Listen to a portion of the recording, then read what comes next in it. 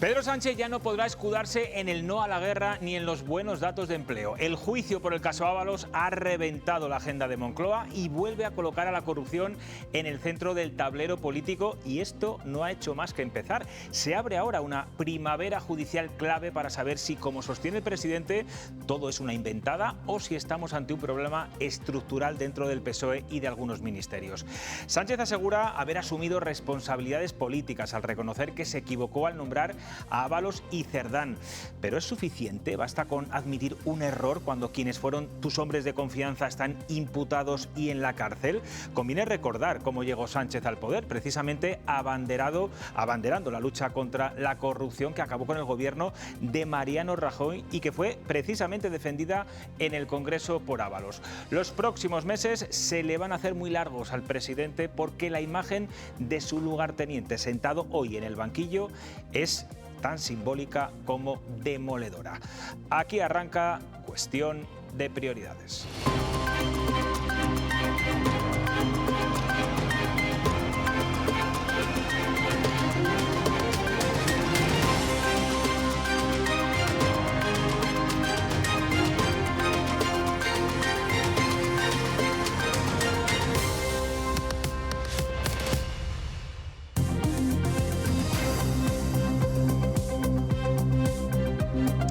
¿Qué tal están? Buenas noches. El café es solo café y no soy testaferro de nadie. Son las palabras del hijo de José Luis Ábalos en el Tribunal Supremo, donde desde hoy se juzga al exministro por el caso de las mascarillas. La Fiscalía pide para él 24 años de cárcel. Junto a Ábalos, en el banquillo se sientan el exasesor Koldo García y el comisionista y empresario Víctor de Aldama. El hijo del exsecretario de Organización Socialista niega haber usado un lenguaje en clave o encriptado con Koldo para ocultar precisamente los pagos y las mordidas que ahora se investigan.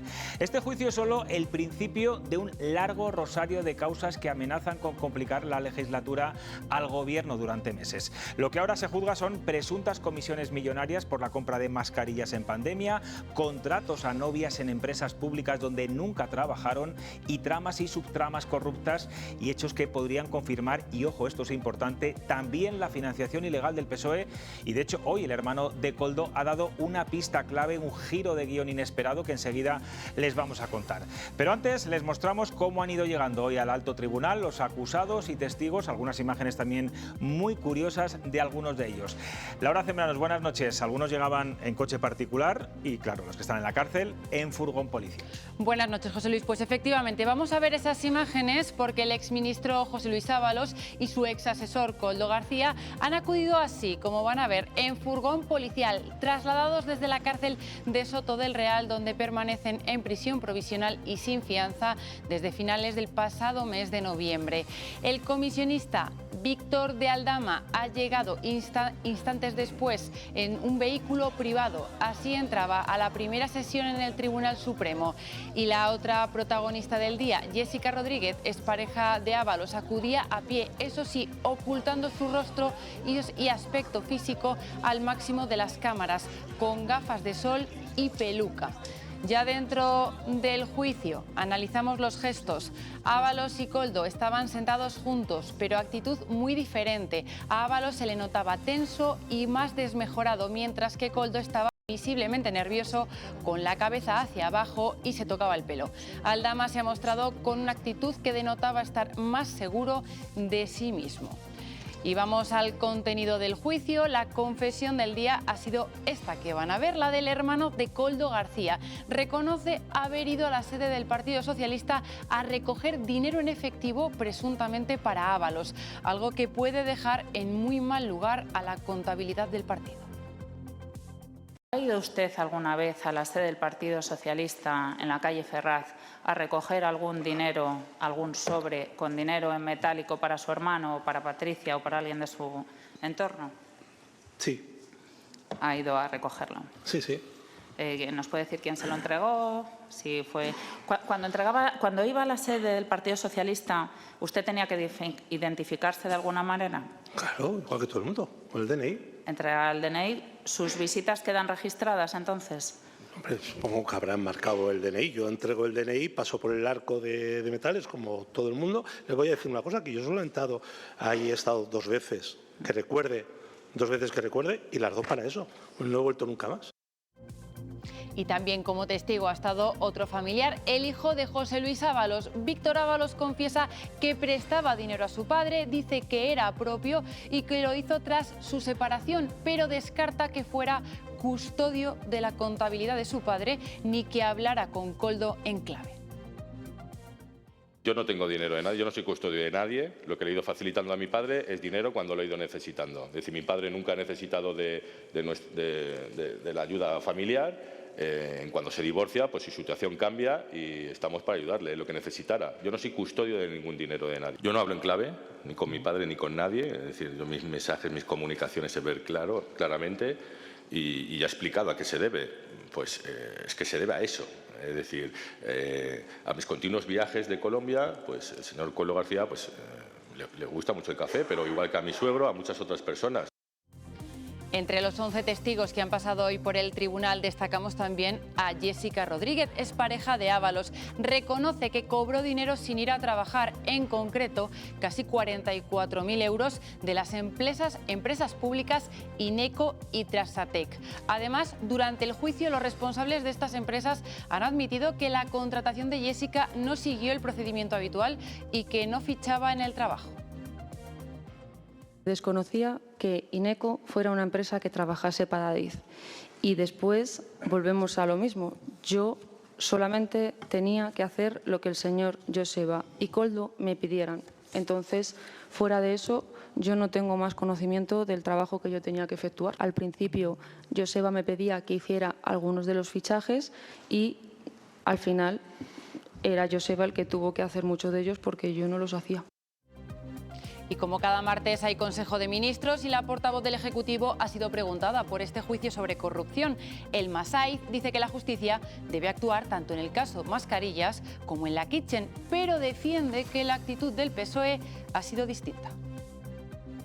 Entiendo la indignación y la semana dura que está viviendo la ciudadanía de nuestro país, que está viendo pues 2 casos graves de corrupción que se están juzgando. La justicia tiene que hacer su trabajo, pero en un momento anterior, evidentemente, hay una actitud por parte del Partido Socialista de tolerancia cero con la corrupción, de actuar de manera inmediata, de colaborar con la justicia. Son actuaciones bien distintas. Estamos viendo que en otras fuerzas políticas, en lugar de colaborar con la justicia, se destruían pruebas a martillazos, destruyendo ordenadores. Vamos con nuestra encuesta también sobre corrupción. Les hemos preguntado si creen que los partidos tienen instrumentos eficaces para detectar a nivel interno malas prácticas. El 17% cree que sí, pero la mayoría, el 83%, considera que no tienen herramientas para detectar la corrupción. Gracias, Laura. Está claro que hay un cierto, vamos a decir, desconfianza de los partidos por los códigos éticos que ellos mismos se autoimponen. Bueno, vamos a conectar ahora mismo con una periodista que desde hace bastantes años ha seguido los pasos de José Luis Ábalos y que además todo lo que ha ido publicando desde entonces se ha ido demostrando poco a poco con hechos pese a los ataques políticos y también, lamentablemente, de algunos periodistas, de algunos compañeros de profesión. La conocen perfectamente porque además es contertulia habitual de Cuestión de Prioridades y está siguiendo este juicio desde el Supremo. Ketty Garat, buenas noches. Pido disculpas por la imagen, pero buenas noches. Y es que acabamos de salir del Tribunal Supremo y hay que seguir trabajando. Hay que seguir trabajando. Gracias por hacerme este hueco ahí en el taxi o donde estés, en ese vehículo. Sí. Ketty, tú siempre has defendido que ha habido o que había financiación ilegal en el PSOE. Hoy el hermano de Koldo García ha asegurado como testigo ante el juez, es decir, no puede mentir, que recogió hasta en 2 ocasiones dinero en efectivo en la sede de Ferraz. Este testimonio es fundamental, es clave para abrir una nueva línea de investigación y confirmar tarde o temprano que existió esa financiación ilícita. Bueno, yo no sé si diría tanto como fundamental, pero desde luego creo que apuntala los indicios ya sólidos que existían de por sí para investigar esa presunta financiación irregular del Partido Socialista. Nosotros hemos venido publicando muchas informaciones ya cuando la causa estaba en manos de Leopoldo Puente, del magistrado del Tribunal Supremo. Hay que recordar que esa causa ahora mismo está en la Audiencia Nacional porque Leopoldo Puente se inhibió en favor de Ismael Moreno, que es quien ahora mismo investiga esos presuntos pagos. Es una causa secreta en la cual hay ingente documentación y que no se conoce el sumario porque todavía está declarado secreto. Pero sabemos que los indicios ya estaban, como nos decían y nos siguen diciendo fuentes jurídicas, hilvanados perfectamente, cosidos, por decirlo de otra manera, también con el mismo símil, y que es ahora, en base a los nuevos indicios que van aflorando, y yo creo que hoy tenemos uno más, sin ninguna duda, con ese testimonio de Joseba García Izaguirre, quienes tienen que seguir investigando. Creo que el testimonio es importante porque además yo creo que se le ha escapado, que ha sido un desliz que no estaba previsto en su estrategia de defensa y que hay un momento concreto en que está hablando de pagos por parte de Víctor de Aldama, está atribuyendo a Aldama un papel inductor en los pagos con Jessica Rodríguez García, y en ese contexto concreto ha deslizado una afirmación que yo creo que no quería haber confirmado en sede judicial. Y Ketty, ¿qué conclusión sacas de esta primera jornada del juicio y de las declaraciones tanto del hijo de Ábalos y de su expareja, de Jessica? ¿En qué crees que dicen la verdad y en qué pueden estar mintiendo? Ha producido hoy por parte Tenemos... de la expareja, de la examante, o podríamos decir... Iba en un coche, en un taxi, entendemos que desde de Ollefti, creo que va a otro medio de comunicación. Vamos a ver si podemos volver a conectar con Ketty Garat antes de que entre en directo en otro programa de radio, porque, bueno, como decía, Ketty Garat es una de las periodistas que más seguimiento ha hecho al caso Ábalos desde hace muchísimos años. Bueno, mientras tanto, voy a presentar a los analistas que me acompañan esta noche de martes, aquí en Cuestión de Prioridades. Flanco izquierdo, el palentino, Elena León y Javier Gómez Cadoca. ¿Qué tal? Buenas noches. Buenas noches. Y aquí podemos decir que es el asturleonés, Isabel Pérez. O resto del mundo. Y tenemos a un nuevo fichaje que es José Chillón, es catedrático de Filosofía en la Universidad de Valladolid y guionista, esto es muy importante, de Las Edades del Hombre en Zamora, que, por cierto, se ha prorrogado y siguen teniendo mucho éxito, ¿no? Se ha prorrogado, siguen teniendo mucho éxito. Gracias por estar en el programa. Déjame decir que como vamos a ponernos verdes y como vamos a criticar todo, merece la pena que un aficionado a tu programa, un seguidor como es este servidor, pues reconozca aquí la gloria y el honor a un programa hecho en la tele regional. Así que también enhorabuena por todo esto. Está bien que pases de ser espectadora hasta de un lado al otro. De protagonista. Impone más este lado que el otro. Hombre, claro que impone, es una responsabilidad. Bueno, importante, lo que le preguntaba antes a Ketty, lo que ha declarado ante el juez el hermano de Koldo García, Joseba García, reconociendo, y es la segunda persona que lo hace en sede judicial, que recogía sobres con dinero hasta en 2 ocasiones en Ferraz. Yo no sé, Elena, si esto debería preocupar más al Gobierno, este testimonio, casi que el propio caso en sí, el caso de las mascarillas, que es lo que se está juzgando ahora mismo en el Tribunal Supremo. Claro, yo estoy con Ketty Garat en la afirmación de que creo que se le ha escapado y además ha sido como mucha sorpresa porque hoy se supone que la estrella invitada iba a ser Jessica por entrada y por lo que podía decir, también un poco por el morbo, ¿no? Ya no sé si tanta la importancia a nivel judicial, pero sí un poco por el morbo, pero claro, esa declaración que hace el hermano de Koldo en el que afirma que ha estado 2 veces recogiendo sobres con dinero, además él dice que es con dinero, aunque dice que no les abre, pero que le informan que tiene dinero, pues claro, desvirtúa un poco las declaraciones de hoy. De hecho, eso no es lo que se está juzgando, es una pieza separada, pero claro, ya da, de nuevo indicios de una presunta, posible financiación irregular del PSOE. Y esa era la gran línea roja, ¿no?, que todos sus socios de gobierno habían tomado como diciendo, si se demuestra que hay una financiación irregular del partido, entonces sí que romperemos los acuerdos de gobierno. Bueno, y la propia línea roja que se había marcado también el propio gobierno y el propio presidente. Sí, bueno, si yo creo que es... financiación ilegal, sí ahí sí que pasarían cosas y habría dimisiones, ¿no? Entonces, independientemente de lo que se juzga hoy, que es el caso de las mascarillas, audiencias, que se supone que a mediados de mayo, o sea, va a ser, bueno, pues la resolución judicial bastante rápida, pero claro, esto sí que es preocupante. Permíteme, Elena, que creo que volvemos a tener a Ketty Garat, no sé si ha hecho una parada en un semáforo o tenemos cobertura en Madrid, mira que es complicado, porque en Madrid siempre hay muy buena cobertura en todos los lugares. Ketty, te vuelvo a ver otra vez en pantalla. Hay una duda que tengo y que lo hablábamos también en la redacción esta tarde. ¿Por qué le pregunta el abogado de Ábalos a Jessica si es prostituta? Ahí quería llegar yo, porque yo creo, fíjate, me preguntabas qué es lo más relevante del juicio, y yo creo que de las 10 horas, casi 11 horas que hemos visto a lo largo del día de hoy, lo más relevante precisamente es la declaración de Jessica Rodríguez García, 2 horas y pico de declaración, y concretamente esa pregunta que le hace, oye, se dice pronto, el representante legal de la persona que lleva 4 años desmintiendo su relación con prostitutas, vejando al medio de comunicación y a mí concretamente, que lo hemos publicado, y destapando la posición de Jessica. ¿Por qué lo hace?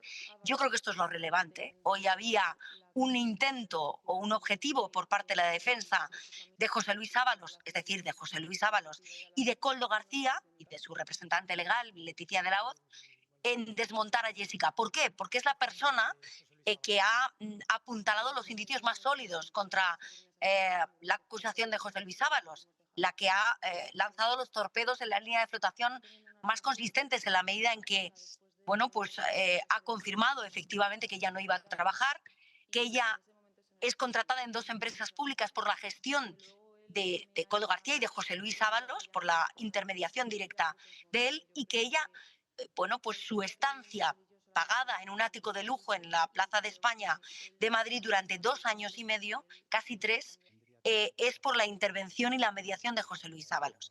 Esto es lo que sustenta todos los indicios de posibles delitos de cohecho, de prevaricación, de tráfico de influencias, de malversación y de información privilegiada, uso de información privilegiada. Y yo creo que esto es lo más relevante de todo, que ahora mismo haya un intento por parte de la defensa de Ábalos y por parte de la defensa de Koldo, alineados, coordinados, en desmontar a Jessica, en tumbar su declaración e incluso en simular que hay un pacto con Aldama previo a que ellos se conocieran, a que se conocieran Ábalos y Jessica, para intentar aguar o rebajar esa condena que Ábalos da absolutamente por descontada. Yo creo que esto es lo más relevante que hemos podido ver en el día de hoy.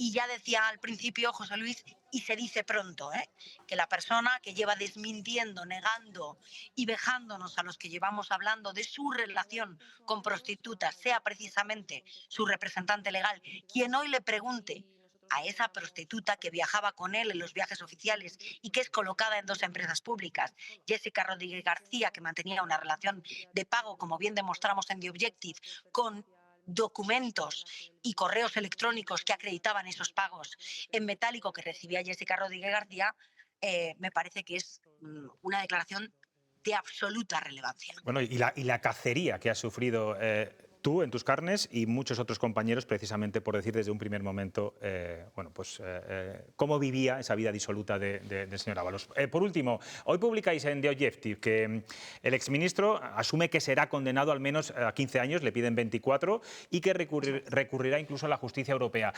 ¿Crees que tiene posibilidades de no salir mal parado de un asunto tan turbio? Yo creo que no. Yo creo que no. Él se está poniendo en ese escenario como el menor de los males, en un mínimo de entre 10 y 15 años. Creo que ni siquiera la defensa de Ábalos o el entorno de Ábalos cree que vaya a ser un escenario tan beneficioso. Creo que va a ser peor de lo que ellos esperan, más cercano a lo mejor a la petición de la Fiscalía. Se puede rebajar algún año, pero yo creo que menos de 20, desde luego, es difícil, sobre todo cuando los indicios son tan sólidos y cuando los testimonios que estamos empezando a ver, y el de Jessica hoy es de máxima relevancia, lo que hacen es sumar indicios.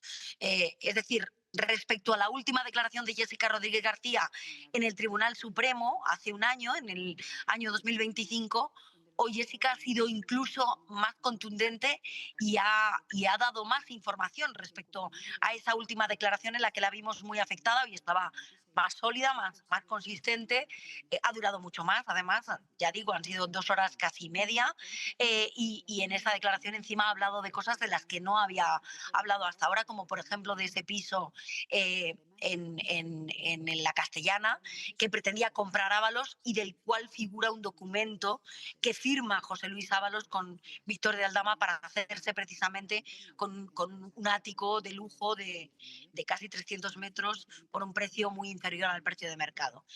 Por lo tanto, yo creo que no va a tener un escenario tan favorable. Ya digo que es el menor de los males en el que se sitúan ellos y tan mal lo ven que están hablando ya de recurrir primero al Tribunal Constitucional, en el cual no tienen ninguna esperanza, y en último término a la justicia europea, a la justicia comunitaria, al Tribunal Europeo de Derechos Humanos, agarrándose a ese intento fallido hasta el momento de anular la causa por vulneración de la tutela judicial efectiva y de sus propios derechos fundamentales. Eso es algo que ha intentado hacer Ábalos, que ha intentado hacer Koldo, que ha intentado hacer Santos Cerdán y que de momento pues la justicia sigue su camino y la verdad, José Luis, sigue aflorando.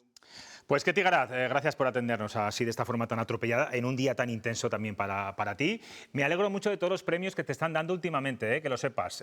Ya te lo diré en persona porque en breve nos vamos a ver en el plato de Castilla y León Televisión de Cuestión de Prioridades. Te agradece mucho el cariño. Gracias, Ketty.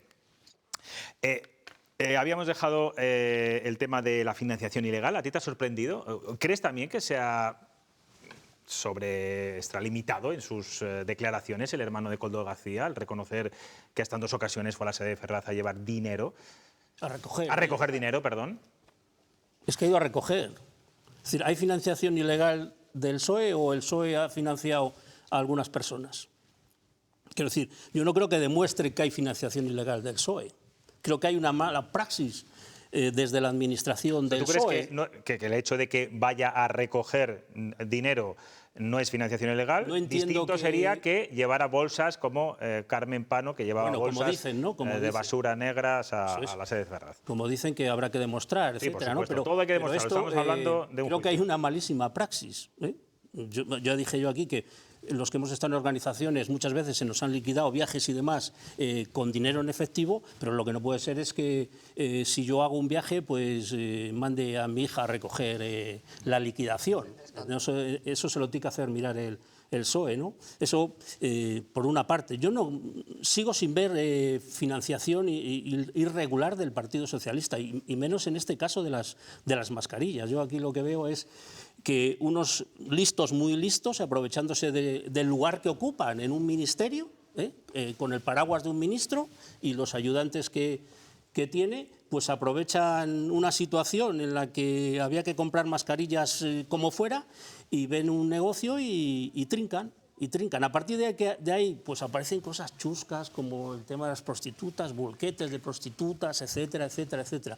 Pero el paso ese de esto es una vía de financiación irregular o ilegal del Partido Socialista, yo ni en lo que ha dicho hoy, por supuesto que no, ni creo que exista. Isabel, José, ¿qué pensáis? A ver, yo coincido en parte con lo que dice Javier, que lo que claramente es un descontrol, ya no es mala praxis, esto es un descontrol y allí entraba quien fuera y se llevaba el sobre quien fuera, porque el dinero, según cuenta, que lo que está contestando es a su abogada, no a la acusación, O sea que yo, eso que decía Ketty ahora de que se le escapa, no lo tengo tan claro. Si ves el vídeo, puede parecerlo en algún momento. Se lía en la declaración. Se lía, pero ella le insiste y la abogada, que es la abogada de Koldo, pues realmente sigue, bueno, pues algo que podía haber dejado pasar por encima, sigue hurgando, le sigue preguntando para que concrete más. Pero claro, claramente hay un descontrol, porque el dinero podía ser para Patricia, que es la mujer de Koldo, porque no sé por qué el PSOE tenía que darle dinero a Patricia, el dinero podía ser para Koldo, el dinero podía ser, entraba cualquiera a buscarlo. Era para Aldama. No, me refiero cuando él se explica, Joseba, cuando dice, puede ser para cualquiera. En cuanto a la declaración de Jessica, yo creo que independientemente que se dedicara a lo que se dedicara y cobrara por sus favores sexuales o no, tratar de desprestigiarla con eso, es decir, que si cobraba por los favores sexuales su testimonio tiene menos valor, me parece ya lo más indigno y lo más rastrero por parte de Ábalos. Primero la niega, ahora es él el mismo que la trata de prostituta. El piso existió. Los dineros existieron, los viajes existieron, los viajes oficiales, las fotos, los dineros, todo. ¿Que ella además cobrara por los favores sexuales o no? Pues bueno, pues mira, pues a lo mejor, porque a lo mejor para estar con Ábalos lo necesitaba la muchacha, ¿sabes? Es decir, ella habla también de un pisito de amor, de que rompen la relación porque él no deja a su familia. Vamos a ver, un personaje que es el defensor de la moción de censura y que dice que una de las razones de esa moción de censura es devolver la normalidad a la vida pública. ¿Y esto es la normalidad? Es vergonzoso. Es vergonzoso. Y este señor era ministro de Fomento, secretario de Organización y el compañero de fatigas de Pedro Sánchez. Y que no me venga contando que es que no le conocía y me sorprende mucho. Al que se le está juzgando es a él, no a ella. Ella va como testigo, pero claro, Jessica, que se le puede decir que es la enchufada, ella ha dicho hoy clarísimamente que no es prostituta, que es odontóloga y que además está colegiada, que cobraba de la empresa pública Inteco sin ir a trabajar, y que no sabía ni siquiera que era pública. Que Ábalos lo sabía. Que Ábalos lo sabía. Que Ábalos sabía que no iba a trabajar. Que vivía en un piso pagado por un socio de Aldama del que se fue cuando rompió la relación con Ábalos, porque los precios son muy caros en Madrid y además, que esto ya es de aurora boreal, claro, tenía un gato que iba a hacer con el gato. Que hubo que pagarle el veterinario también en cash. Y lo que sucede es que corremos un peligro, que el sobreexceso de información hoy nos despiste, porque hoy tenemos miles de hechos. Hoy es un día sobrecargado y entonces a mí lo que más me preocupa, ahora mismo estoy pensando como filósofo y como votante, lo que más me preocupa es que ¿Tú no tienes la sensación de que nos están tomando el pelo? Porque estamos hablando de dinero público. Estamos hablando de dinero público. Lo que más me preocupa es que estemos en la campaña de la renta. En pandemia, además. Estamos en la campaña de la renta. Dentro de nada tenemos que volver a votar. Y entonces tiene que,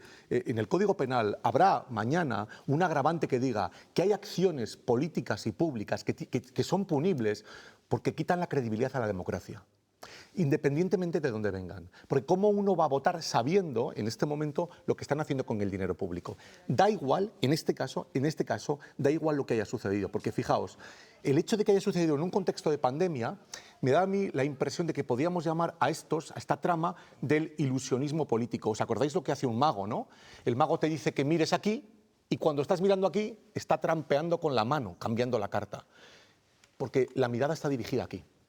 Cuando todo el mundo está dirigido desde el 14 de marzo en una pandemia sin igual, con miles de muertos diarios, a los 15 días alguien con información privilegiada, recordad que las mascarillas no salen ni a concurso público,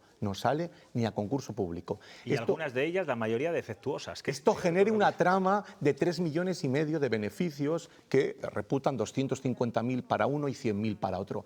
En un momento de drama, que es que esto es un agravante para la situación política, que no estamos hablando de la fiesta del pueblo, estamos hablando del peor momento de España del siglo XXI, que se recordará. ¿Os imagináis que en la profunda trama terrorista hubiera habido algo parecido? Entonces, ¿esto qué está diciéndonos? Para el ciudadano medio, para el que nos está viendo y pasa de lo que ha dicho uno, de la declaración del uno y del otro, lo que está viendo es que los dos partidos que tienen posibilidades de aspirar al poder están con una bacteria dentro, no con un virus, con una bacteria, es decir, que no hay posibilidad de sanación, a no ser con un antibiótico después de un cultivo que ha dicho que no es curable, con una bacteria que nos está diciendo que tiene que haber una reforma radical de la estructura de los partidos. ¿Por qué? Porque en España hay un problema democrático de siempre. Pero en un caso, José, hubo una moción de censura y salió del gobierno. Esa bacteria, digamos, vamos a decir que la combatieron, vamos a decirlo así. Sí, se inocula más en este momento. Pero en este caso es reciente. Pero fijaos que ha habido siempre un problema en España y es la confusión de partido y gobierno. Casi siempre ha habido ese problema. De hecho, cargos orgánicos de los partidos parece que suelen tener siempre posiciones privilegiadas en los gobiernos. Cuando se toca por arriba la corrupción, afecta a la estructura.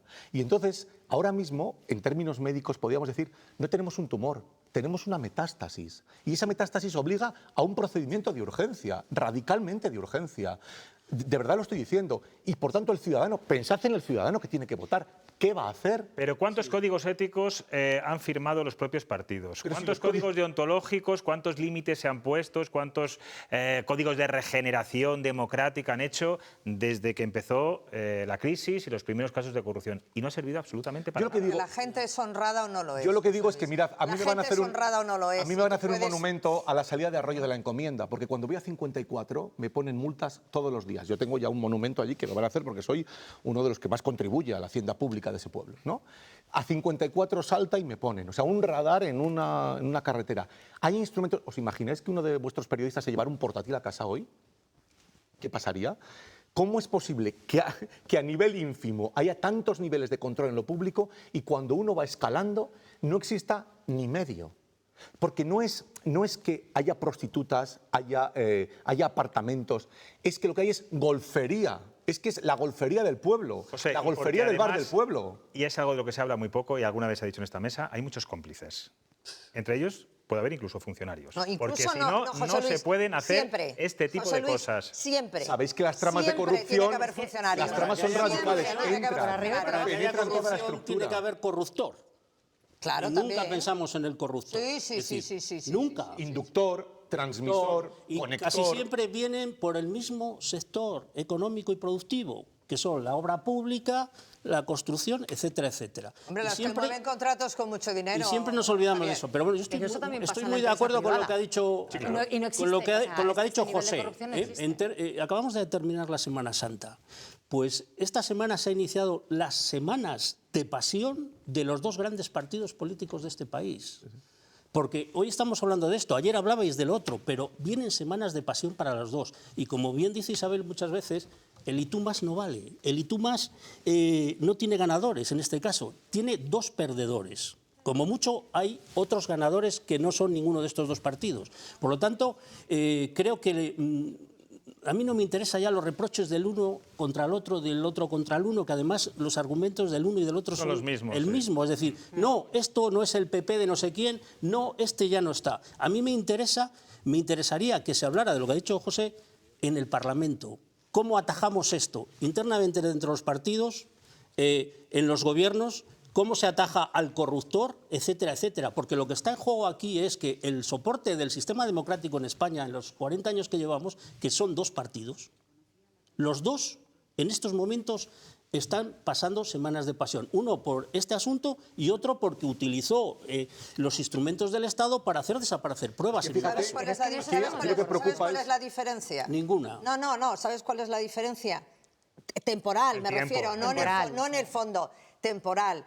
Que en el año 2011 el PP tenía 186 diputados. En abril del 19, 66. Sí.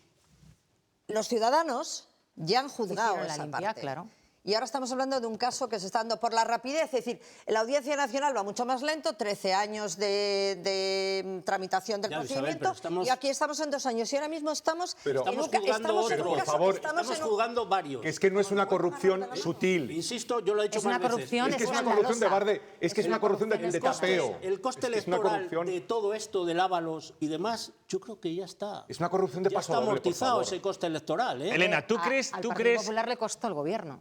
¿Tú crees que el coste de este juicio, que es, yo insisto, es un caso burdo de corrupción, no le va a afectar al Partido Socialista, a Pedro Sánchez, al Gobierno, de cara a la cita electoral inmediata que son las elecciones, y que en el caso de la Kitchen ya se da por amortizado, que es un poco lo que decía Isabel? No, yo digo que, ya ocurrió en las urnas. Yo no creo que se dé por amortizado. No, pero se está juzgando ahora. O sea, el pasado no es pasado. En el caso del Partido Socialista tiene que ocurrir. O sea, en el caso del Partido Socialista a nivel nacional tiene que ocurrir. Porque todo esto estaba al lado del presidente del Gobierno. O sea, en la cúpula del... Quiero decir, la criba política, y yo creo que los ciudadanos... O sea, hoy creo que lo que todos estamos de acuerdo es que los que perdemos somos todos los ciudadanos y la credibilidad que tenemos en el sistema público. Pero estabas poniendo, José, tú un ejemplo muy sencillo. O sea, esto en la empresa privada no pasa y se mueven miles de millones de euros. Perdona. Forma parte del asunto, ¿eh? No, perdona, pero la corrupción en una empresa privada, esto no ocurre de esta manera. Quiero decir que se nos ha caído... Sí, nada, no pasa nada porque aquí estoy yo para solucionar todos los problemas. Quiero decir que la empresa privada también gestiona miles de millones de euros y este tipo de corrupción ocurren como pasan en todos los sitios, alguien viene la mano en la caja, pero no de esta manera tan absurda, tan burda y tan consentida. Entonces, Lo más preocupante... Pero de todas maneras, perdona, acordaros que fue Ábalos el primero que dijo en la primera entrevista, que creo que fue en Onda Cero Alsina, que dijo que eso se rió y dijo que eso de las mascarillas y de las comisiones de las que estaban hablando, que eran 2 millones de euros, era el chocolate del loro. O sea, él mismo definió que lo que se podía llevar en mascarillas, siendo el ministro de Transportes y de Obra Pública, era el chocolate del loro. Pero, Y dijo que le parecía una ridiculez. Cuando él defiende la moción de censura y habla de traer la decencia política, hablamos insisto de, otra vez, la normalidad a claro. la cosa pública, él ya estaba en la trama de Cerdán, que es que lo alucinante de este asunto es que ese señor estaba en el atril. Venían de casa con dictando de doctrina a todo el mundo, y él ya estaba trincando. Ya es que no empezó a trincar siendo ministro, Mira, es que ya venía de atrás. Yo creo que aquí lo con la trama preocupante, de verdad que lo que preocupa, independientemente de lo circunstancial del caso que pasará y pasará, lo que preocupa es si la estructura política y el poder político, si al poder político le es consustancial la corrupción. Es decir, si uno va ascendiendo, es consustancial ¿por qué o en la no? empresa privada no pasa y en la Puede pública una y otra y otra? Puede haber ministros con conexión. Fijaos, no pasa así, no tiene los focos como tiene la política. Y una cosa, acabamos de romper un pacto de la transición que los periodistas saben bien y la historia del periodismo sabe bien, y que lo tildó Suárez el pacto de la Petrina. ¿Os acordáis de que iba el pacto de la Petrina? Podemos discutir de todo, podemos reprocharnos todo, pero de cintura para abajo no vamos a hablar. Los políticos no vamos a hablar. Fijaos lo que estamos diciendo. Estamos diciendo que el hijo de Koldo tiene que dejarle dinero a un tipo que cobra lo que cobra un representante público en el Parlamento, que eso recuerda a lo peor. O sea, que tenga tu familia que darte dinero cuando tú tienes... ¿Qué estamos diciendo a la ciudadanía? Y en segundo lugar... ¿Tú te Fijaos, crees eso? bueno, ¿Tú te has creído al hijo de Koldo cuando dice que le deja dinero? Es que yo no sé si me lo puedo creer. La cuestión que a mí me preocupa es, fijaos si alguien robara manzanas en una frutería y dijeran, bueno, el problema real es la inflación de la fruta. Mire, la inflación de la fruta es un problema, pero usted acaba de robar manzanas. Ahora mismo no está, de verdad, para no confundir a los espectadores, ahora mismo estamos juzgando este hecho. ¿Cómo repercute esto en el PSOE? Tiene 2 caminos. Uno, una vía judicial, que ya veremos si sale o no, que supongo que tendrá que salir, y otra, el juicio de los ciudadanos. Claro. Pero ahora lo importante es este hecho, el hecho de Ábalos y todas esas conexiones que, repito, no son las conexiones de los protagonistas, son las conexiones radicales que entran en un humus que seguramente tiene una atmósfera mucho más extendida. Vale, ¿y la solución, Isabel, cuál sería? Quiero decir, vale... No lo sé, yo creo que abolir los partidos políticos. Después de este discurso, abolimos los partidos políticos y traemos, hacemos una selección de personal o algo así. Desde luego tienen que refundarse. Abiertas. Las estructuras tienen que refundarse. Mira, no tiene, aquí todo lo arreglamos con las refundaciones enseguida. Nos refundamos y se arregla todo. Lo refundamos y se arregla todo. Mira, yo estoy convencida y llevo muchos años de observadora y viviente de esto. La gente es honrada o no lo es. Tú puedes poner todos los controles del mundo, pero si eliges mal y no cortas de raíz, ¿eres honrado o no lo es? El problema es que cuando está delinquiendo uno, el que lo conoce tiene la obligación de cortarlo y si no se hace cómplice. Entonces es muy llamativo que cuando llega la información de las andanzas, y ahora me ciño a Ábalos, pero podríamos poner cualquier otro ejemplo de otros casos que ha habido, las andanzas de Ábalos, de repente le cesamos, le echamos, es proscrito, y unos meses después aparecen las listas del Congreso y luego nos vamos de eurodiputados, con lo cual... Y bueno, nadie cree que nadie supiera nada hasta que no saliera a lo público. Exactamente, entonces a lo que vamos es, o eres honrado o no eres honrado, independientemente de que sean los altos cargos de un partido quien luego forma parte de un gobierno. Hombre, yo le veo cierta lógica que los máximos... No es una cuestión legislativa, no es una cuestión legislativa. No, puedes seguir poniendo controles, Mira, yo te voy a poner un ejemplo. No puedes contratar, pues un cargo público no puede contratar con la empresa de su mujer. Bueno, vamos a ampliarlo, de su hermano, vamos a ampliarlo, de su primo, vamos a ampliarlo. ¿Hasta qué nivel de amigo tapadero encuentras? Si tú no eres honrado, si tú eres un chorizo... Vas a buscar el subterfugio para hacerlo. Te vas a buscar a tu amigo del instituto, en el que tienes más confianza que con tu primo segundo, con lo cual eres honrado o no. Y desde luego, lo decías antes, sin funcionarios corruptos no se hace un informe, una adjudicación de mover dineros públicos si no hay pasa el visto bueno. empleados públicos que brevemente. están en connivencia con el político de turno? Básicamente estamos todos de acuerdo aquí. Es decir, la justicia juzgará, Claro. los ciudadanos evaluarán. Yo creo que es un tema que no da mucho más de sí electoralmente, pero a mí lo que me importa es que los dos partidos fundamentales de este país no puedan ponerse de acuerdo en qué hacer para que esto no se repita. Para que esto no se repita, es decir, las primarias han sido positivas, han sido negativas. ¿Se ha perdido las capacidades de control de los órganos intermedios? Sí, no. ¿Hay una selección adversa de dirigentes? No se busca el mejor, sino al que nos ríe más nuestras cosas. Es decir, es de lo que hay que solucionar, porque habrá esto, vendrá otro, habrá otro juicio, etcétera, etcétera. Pero lo que está en riesgo es la valoración del ciudadano. Bueno, porque miden sobre todo el día siguiente, no van a largo plazo nunca ni a medio plazo. Vamos a ver, porque permitidme, vamos a avanzar porque hay que reconocer además que si en algo es experto el gobierno actual es en estrategia de comunicación y en sacarse un conejo de la chistera para desviar la atención. Ante el juicio de Ábalos, hoy Sánchez ha intentado tapar este posible caso de corrupción introduciendo un tema muy sensible en el debate social y también en el debate político. El Consejo de Ministros ha dado luz verde a una propuesta de reforma de la Constitución para incluir el derecho al aborto, aunque a día de hoy no cuenta con los apoyos necesarios. Cuando una mujer acude a una clínica privada, se expone a las amenazas de grupos antiabortistas que se sitúan precisamente en el entorno de estas clínicas. Cuando una mujer va a interrumpir voluntariamente su embarazo a un hospital público, nadie sabe a lo que va. Y, por lo tanto, su libertad es absoluta. Bueno, pues casi de inmediato el presidente de la Conferencia Episcopal Española, Luis Argüello, publicaba en sus redes sociales, ahí lo ven, que el gobierno podría blindar el derecho a la vida y el apoyo a la mujer en la promoción de la maternidad en lugar de estar a favor de la muerte, utilizando a las mujeres, bueno, pues como coartada ideológica. Un texto, la verdad, muy duro, el también arzobispo de Valladolid contra esta decisión del gobierno. Elena, ¿es el asunto del aborto una cortina de humo para desviar la atención el mismo día en el que arranca el juicio? ¿Es oportunismo puro y duro? ¿O es necesario blindar este derecho en la Constitución, como se ha intentado alguna otra vez? Bueno, es que a mí esto me parece que es un déjà vu, porque ya hemos hablado de esto en otra ocasión, también con otro motivo de alguna otra noticia. O sea, primero, yo creo que no es un debate ahora mismo público, creo que el derecho al aborto es algo que está garantizado a las mujeres, hay una ley y desde luego no tiene ningún sentido ahora mismo una propuesta de reforma constitucional, un gobierno que no es capaz ni siquiera de aprobar un presupuesto cuando necesita para hacer una reforma constitucional 3/5 de las cámaras. Entonces, evidentemente es una, como yo digo muchas veces, ¿no?, la pata para adelante y es vamos a ver cuál es el tema de la semana.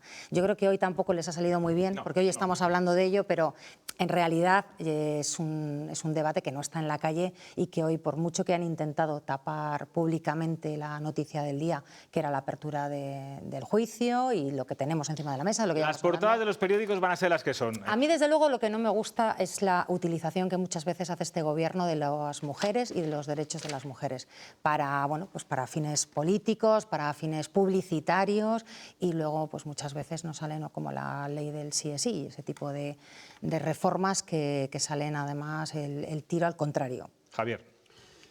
Bueno, yo creo que esto empezó, la primera vez que se habló fue en octubre, porque fuimos... Hemos hablado de ello ya, hemos hablado de ello. Esto es un déjà vu. Fuimos Lo que pasa es que esta vez detrás de una propuesta... El matiz es la reforma para la garantía sanitaria, para que las mujeres puedan... Hemos hablado porque se solicitó informe al Consejo de Estado y fue y vino... Pero que hemos vuelto otra vez a lo mismo, y esta vez el matiz es garantizar la prestación sanitaria. Las chicas no me dejan. Sí, yo te dejo, Javier.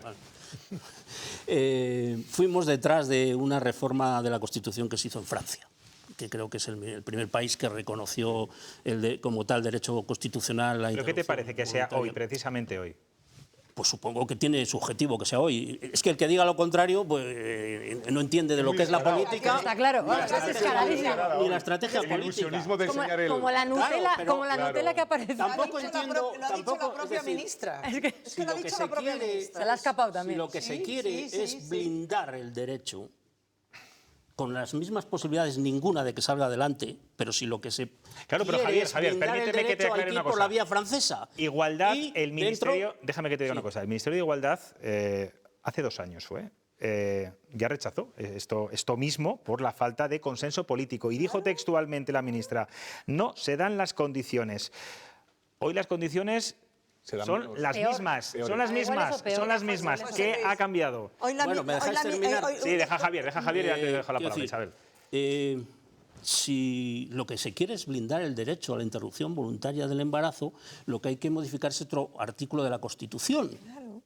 Lo que aquí se plantea es un blindaje de la prestación, por así decirlo. Sí, yo creo que eso podría ir por una vía mucho más sencilla, que es incluir esto dentro de la Carta de Servicios del Sistema Público de Salud. Bueno, si el problema que tenemos es que hay comunidades autónomas, Madrid, Castilla-La Mancha, etcétera, donde no se hace ninguna interrupción voluntaria del embarazo en el sistema público. Es decir, ¿por qué no se hace? Pero porque no hay Porque hay un derecho reconocido de objeción de conciencia. Claro. Bueno, ahora todavía no sabemos cuántos objetores de conciencia hay. Afortunadamente ya se va a saber, ojo, registro de objetores de conciencia que no es para que se publique, es para que la administración sepa con quién puede contar. Si no hace las intervenciones será porque no hay facultativos.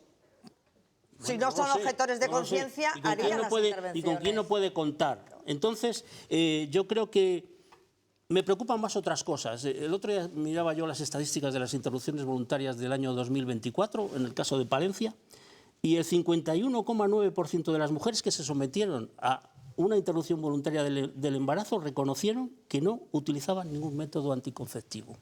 Eso me preocupa mucho más. Me preocupa mucho que la píldora del día después se esté utilizando como método anticonceptivo. Porque lo hemos banalizado. Si se quiere blindar el derecho, sabiendo que no va a salir, porque tendrías que ir con 3/5, luego disolver las Cortes e ir a nuevas elecciones, hay que reformar el artículo que corresponde en la Constitución, que va dentro de los derechos fundamentales. No, en este caso no habría que disolver las Cortes porque no está en el título. No, hay que ir a referéndum.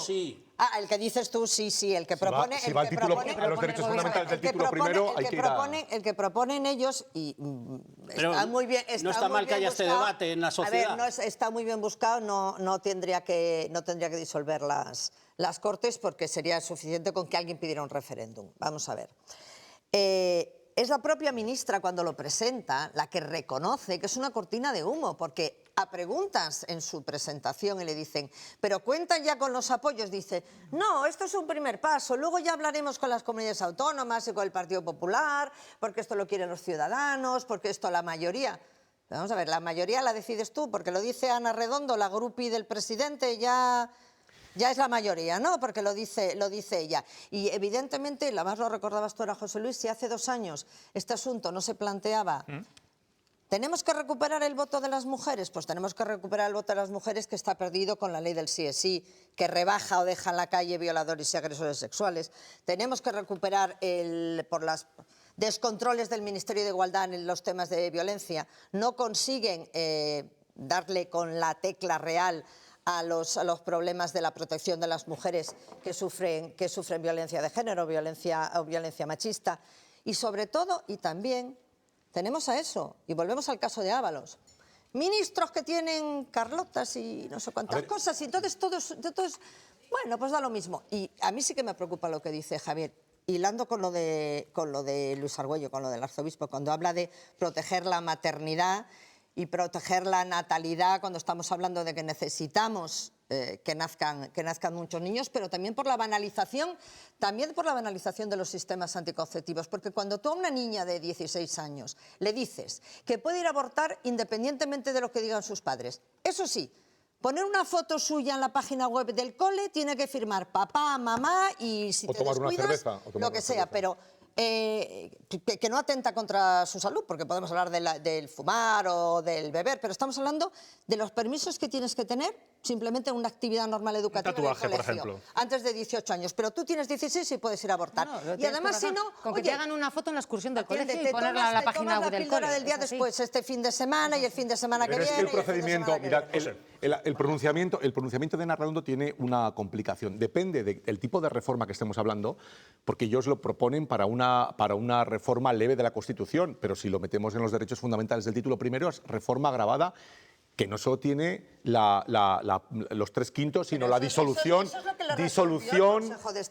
de las Cortes, elecciones ratificación de los 3/5 y referéndum. Es decir, casi... Referéndum si alguien lo pide. Casi imposible. Mientras que por otro lado sería muy fácil. El problema de esto, ¿sabes por qué no asienta? ¿Sabes por qué al final no asienta? Porque nos ha pasado con lo mismo.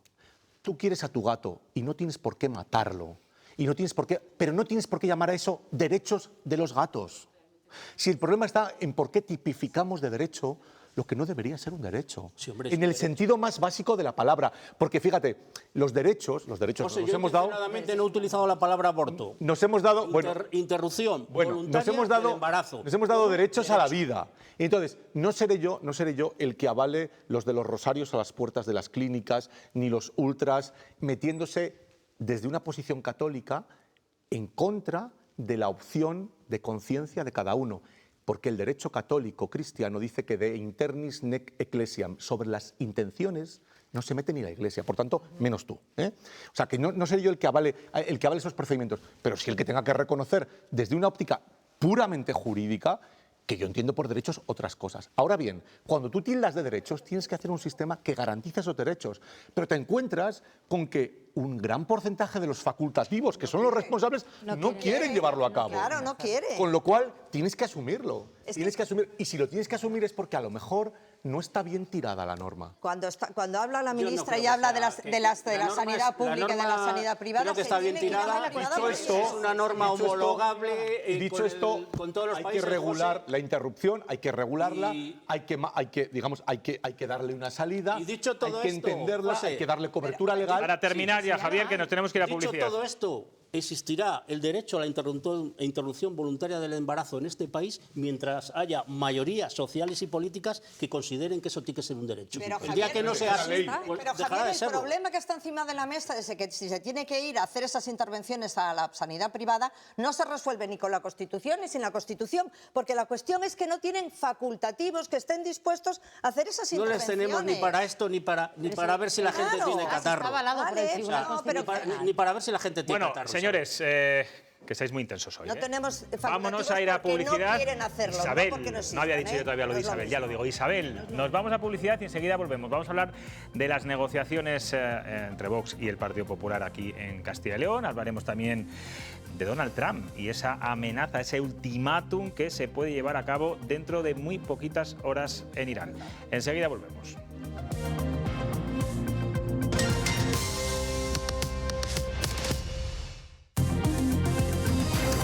Estamos de vuelta en Cuestión de Prioridades. 25 días han pasado ya desde las elecciones en Castilla y León. Un solo contacto, al menos público, se ha producido entre PP y Vox y de momento se desconocen nuevas reuniones para hablar de medidas programáticas, acuerdos de gobernabilidad y la constitución de la Mesa de las Cortes.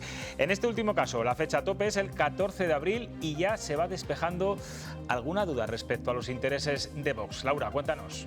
Sí, Vox en esta ocasión descartaría ocupar la presidencia de las Cortes. Desde Castilla y León guardan silencio, pero así lo ha confirmado su portavoz en el Congreso, Pepa Millán. Insiste en la idea de que ellos no quieren sillones, pero, y aquí una clave importante, a la vez harán todo lo posible para que el PSOE no acceda a este cargo. No vamos a permitir que la mesa caiga en manos del Partido Socialista, ni en Extremadura, ni en Castilla y León, ni en Aragón, ni en Andalucía, ni en ninguna parte. Es decir, vamos a hacer todo lo que esté en nuestra mano para que las instituciones no estén bajo el control del Partido Socialista. No son nuestra prioridad los sillones, pero tampoco lo vamos a ignorar en la medida en la que tengamos capacidad de acuerdo con el resultado electoral. No vamos a sacar los detalles de la negociación aquí. Evidentemente, si fueran fantásticamente bien, pues ya se habría cerrado un acuerdo. En la misma situación, pero con menos tiempo, se encuentran otras comunidades como Aragón y Extremadura. María Guardiola vuelve a lanzar mensajes de mano tendida a Vox. Espera que el acuerdo llegue pronto porque en menos de un mes culmina el plazo y se iría a una repetición electoral. Yo he estado sentada en todo momento, donde he estado a disposición y sigo estando las 24 horas del día, los 7 días de la semana, dispuestos a trabajar y lo que hay es hay confianza, hay discreción, hay buen entendimiento y yo creo que eso es importante para que cuanto antes podamos dar la buena noticia de tener ese acuerdo.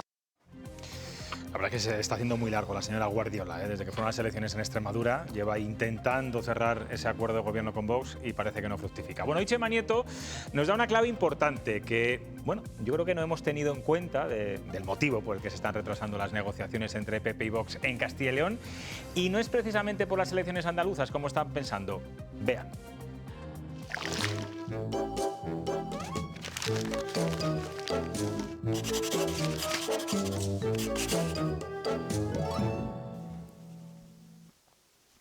Estos tiempos de inquietud necesitan mucha luz. Va a haber un acuerdo entre el PP y Vox. Claro que si las Cortes se constituyen el 14 de abril, la siguiente semana es el puente del 23 de abril. Y la siguiente, el puente del 1 de mayo. A ver si es que esto de las negociaciones no es tender puentes, sino superar puentes. Más luz en cada rincón de Castilla y de León. De puente a puente, ¿no? Y tiro porque me lleva la corriente, era lo de la OCA, ¿no? Elena, la primera parada obligatoria, lo hemos dicho antes, es el 14 de abril, cuando se van a constituir las Cortes Autonómicas, la mesa de las Cortes, es el órgano de autogobierno, donde está el presidente.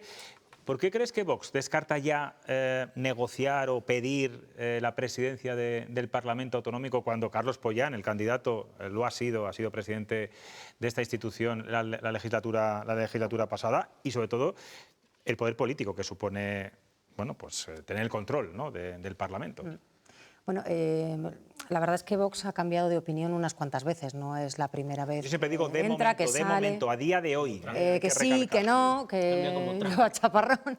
A ver... Somos muy infantiles. Son amigos. Son amigos.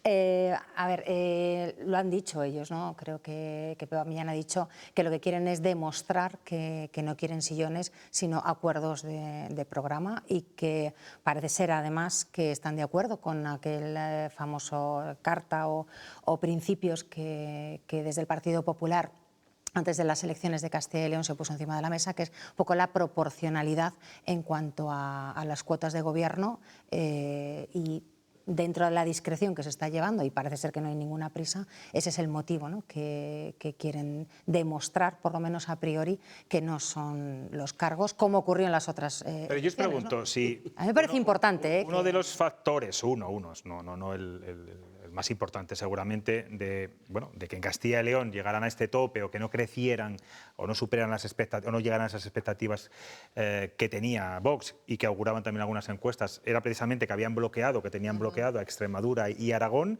¿Va a arriesgar este partido otra vez en Andalucía, teniendo bloqueado el gobierno de Castilla y León? Porque lo tienen que cerrar antes. Es para lo que está. Lo tienen que cerrar. La mesa de las Cortes, no el gobierno. No, pero tienen que cerrar a las Cortes Extremadura y Aragón. Claro, no, yo me refiero... El calendario no pero va a hemos llegar hablado. a las elecciones... Permitirme que reformule la pregunta. ¿Va a llegar a las elecciones andaluzas sin haber cerrado el gobierno de Castilla y León? Va a cerrar los tres a la vez. Después de que le ha penalizado de alguna forma. De cerrar los gobiernos, va a cerrar los tres a la vez. Porque si os dais cuenta, por mucho que brame y diga Vox que es que si Génova dirige, si no dejan, quien lo ha anunciado hoy ha sido la portavoz Pepa Millán, es decir, que habla por la boca de Abascal, no por la de Carlos Pollán. Carlos Pollán igual se ha enterado a la vez que el resto cuando Pepa Millán ha dicho que no quieren el puesto de presidente. Exactamente igual que hicieron en Extremadura, exactamente igual que hicieron en Aragón, ninguno de los dos se pactó la mesa, con lo cual están siguiendo exactamente el mismo patrón. El mismo patrón. Lo que pasa es que tienen que decidir de una vez si se hacen mayores. Es decir, si dejamos de ser el adolescente rebelde casi antisistema de yo me opongo, no quiero a Sánchez, pero tampoco quiero a la derechita cobarde, pero tampoco quiero a no sé quién, y no gobierno nunca, o de una vez por todas decidimos si gobernamos o no. Y por último, derechita cobarde. Y yo últimamente es que les pondría ya derechita plañidera, derechita quejica, derechita llorona, porque es que de verdad están el día entero diciendo es que las negociaciones las torpedea Feijóo, es que las negociaciones las torpedea Génova, es que las negociaciones las torpedea no sé quién. Hijo, siéntate de una vez y di lo que quieres. Siéntate de una vez contigo, tiene que decidir decidir qué quiere ser de mayor. A ver. Señores, ¿creéis de verdad que en Castilla y León solo ha habido una reunión, la pública? Yo creo que hay contactos discretos, se está hablando mucho de programa, etcétera. Yo discrepo con casi todo lo que habéis dicho en esto de Vox. Bueno, eso me gusta. Porque estamos en la misma pantalla que en el año 22. Es decir, Vox no cumple sus expectativas. Yo creo que la razón es otra, y la razón es lo de Irán, y eso mueve indecisos votantes que van al PSOE, y eso supone que Vox no llega al 20% y el PSOE le quita 3 o 4 procuradores en 4 provincias. Yo he mirado los datos y creo que ha sido así. Es decir, y aparte sus 3 objetivos fundamentales les ha conseguido. Mayor implantación, está en las 9 provincias, mucho más ayuntamientos. Bueno, pero vamos a pasar de la pantalla, que ya queremos analizar mucho los datos en Castilla y León. Bien. ¿Por qué no se cierran los acuerdos? ¿Qué va a pasar Porque vamos en en tercera posición. Y para Vox no es importante ningún gobierno de ninguna comunidad autónoma. Ahora hará ver que lo que le importa es los contenidos, lo que va a hacer firmar al PP y cómo se lo va a hacer firmar. Si cierra, y cómo se lo va a hacer o no cierra firmar. ninguna. Porque su objetivo son las elecciones generales.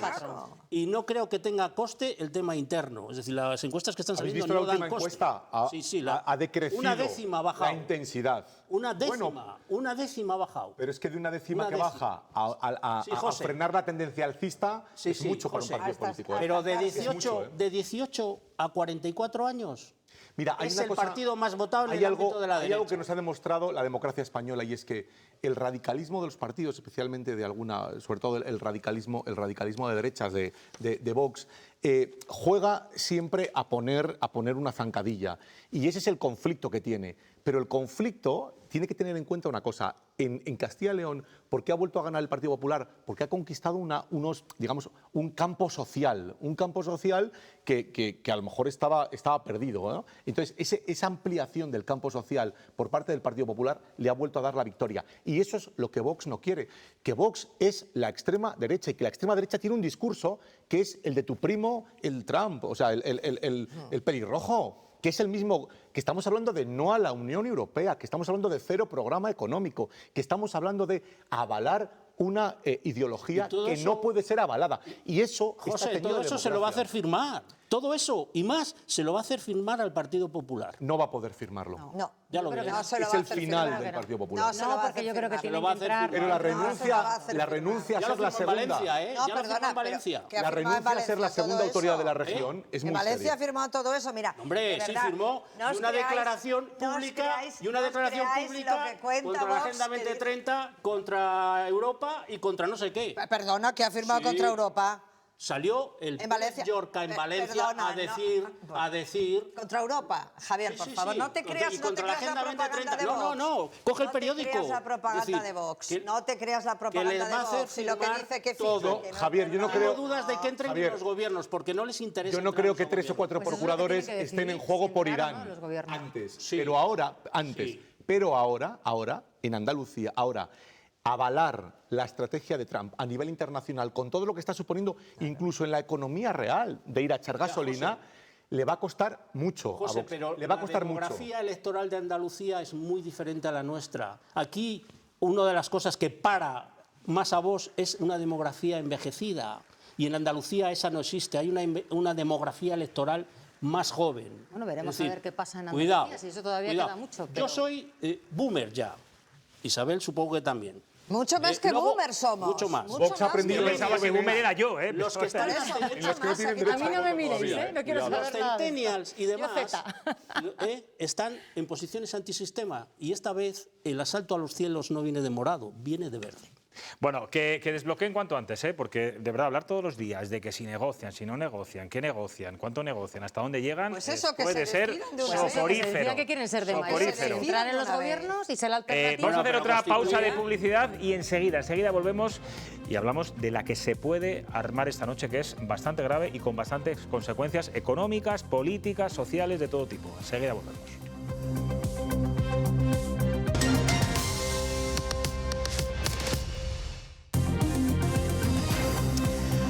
A las 2 de la madrugada termina el ultimátum lanzado por Donald Trump a Irán. O desbloquea completamente el estrecho de Hormuz o las consecuencias serán devastadoras.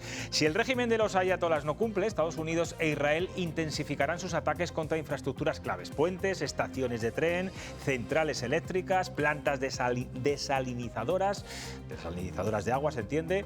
Trump lo advirtió ayer con crudeza. Hará regresar a Irán a la edad de piedra. Y esta misma mañana, nada más levantarse, ha publicado en sus redes un mensaje aún más duro. Lo van a ver enseguida, ahí lo ven. Esta noche morirá toda una civilización para no volver jamás. No quiero que esto suceda, dice, pero probablemente ocurrirá.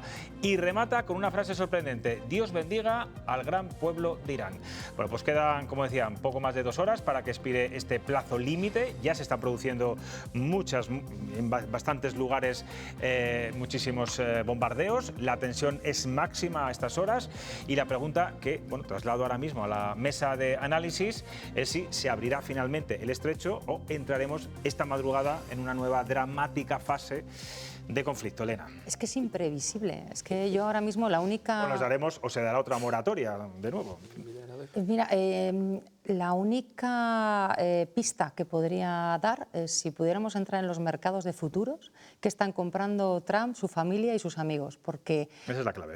Este juego ya lo hemos visto varias veces, cuando la moratoria y el ultimátum y luego otra moratoria y luego otro ultimátum, y al final es un juego económico. Entonces, si pudiéramos entrar en los mercados... De hecho, el plazo y la hora está precisamente marcada cuando están ya las bolsas cerradas, o sea que todo es parece un absurdo, pero tiene mucho que ver con un juego económico. Elena, eso es cuando hace la estrategia, luego cuando le viene el calentón, cuando le viene que le da, le mogollón, dice, pues pero ya no de repente lo adelanta unas horas. De todas las amenazas, de todos los ultimátums, yo creo que ya no hay más que decir. Voy a arrasar de la faz de la tierra. Es imposible. Porque a mí lo que me sorprende es que no me sorprenda y encima que le hayan votado. Esto es lo sorprendente. Pero bueno, independiente de quién le haya votado, o sea, estamos en la noche de hoy. Lo digo porque tenemos primos hermanos cerca, pero, siendo que... Ojo, o sea, que es que tiene enfrente a los ayatolás y a ese régimen, que si este hombre está pirado, los otros son... O sea, que es que ten en cuenta que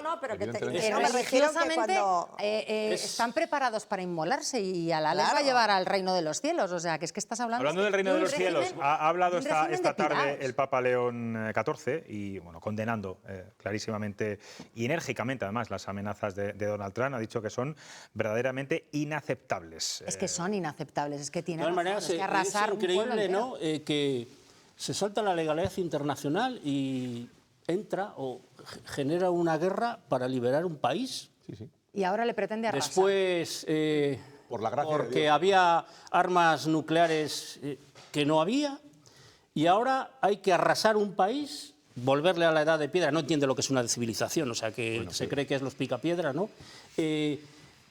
Porque hay que abrir el estrecho de Hormuz, que estaba abierto, y quien le ha cerrado es él. Pero que hace y mientras 4 días dijo nos que mete a todos en una crisis económica que estamos ya pagando, pero que si esto sigue adelante lo pagaremos mucho más. Y como decía José, y que se le rían las gracias. Y que lo hemos votado, que se le rían las que gracias. lo hemos votado. Bueno, yo esta mañana leía...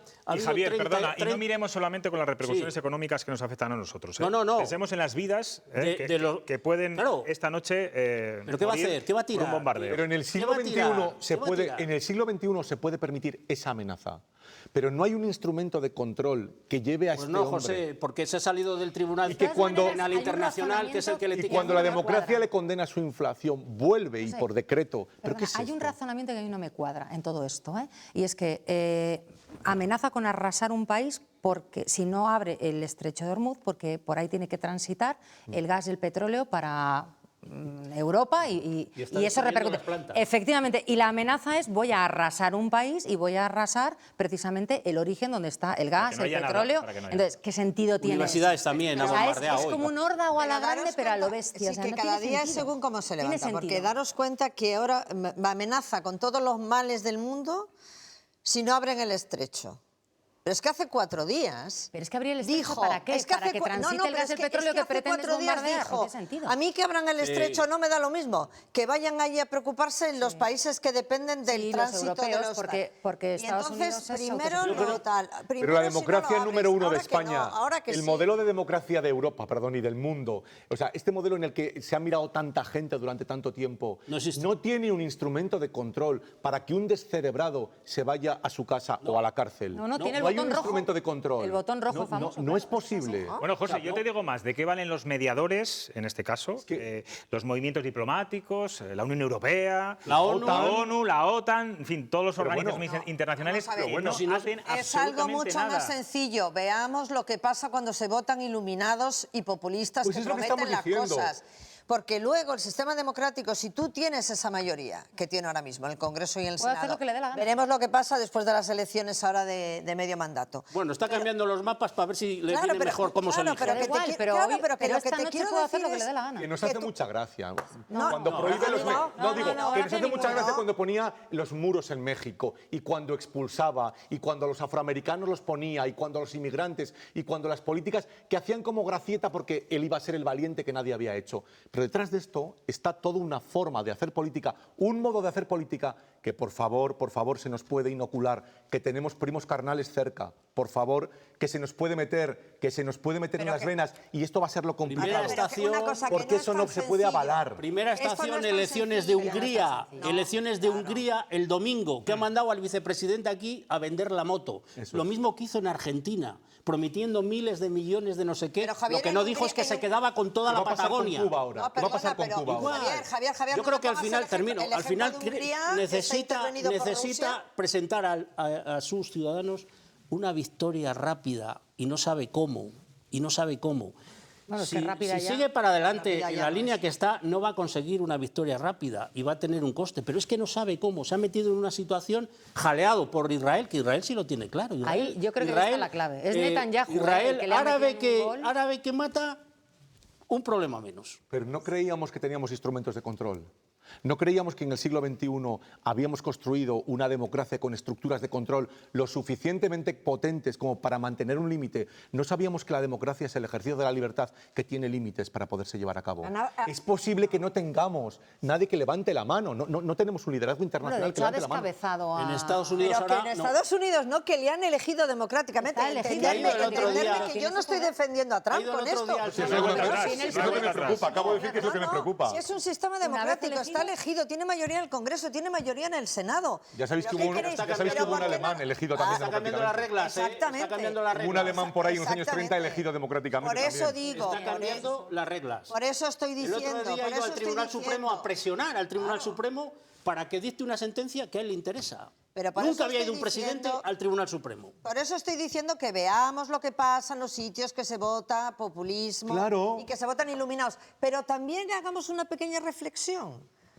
¿Por qué obtuvo el apoyo mayoritario de los americanos? ¿Qué desilusionó a los americanos para acabar votando a este personaje?